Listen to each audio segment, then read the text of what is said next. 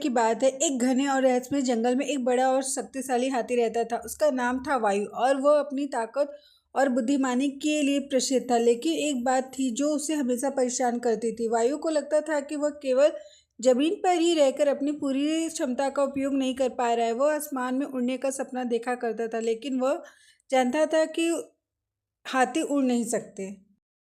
एक दिन जंगल में एक जादूगर आया जो अपनी जादुई शक्तियों से किसी भी चीज को संभव बना सकता था। वायु ने जादूगर से मुलाकात की और अपनी इच्छा व्यक्त की। जादूगर ने सोचा, फिर एक शक्तिशाली मंत्र पढ़ा।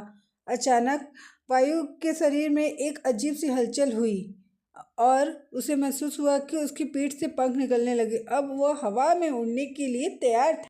वायु ने पहले अपने पंखों को फैलाया और आसमान में उड़ने की कोशिश की। पहले कुछ मुश्किलें आई क्योंकि उसे उड़ने की आदत नहीं थी, लेकिन धीरे धीरे वो अनुभव से सीखने लगा और बहुत ही जल्द आसमान में ऊंचा उड़ने लगा। सभी जानवर हैरान थे और जंगल में खुशी की लहर दौड़ गई। वायु ने महसूस किया कि वह सब कुछ कर सकता है जो उसने कभी सोचा नहीं था। जब वायु ने आसमान में उड़ना शुरू किया तो उसे अपने जंगल के परे एक नई दुनिया दिखाई दी। उसने पहाड़ों, नदियों और दूर दराज के इलाकों को देखा जो वह कभी नहीं देख पाया था। वह अब दूसरे जानवरों को भी अपनी नई क्षमता के बारे में बताता और उसे उन्हें बताता कि तुम चाहे तो कुछ भी कर सकते हो। वह सभी के लिए प्रेरणा बन गया।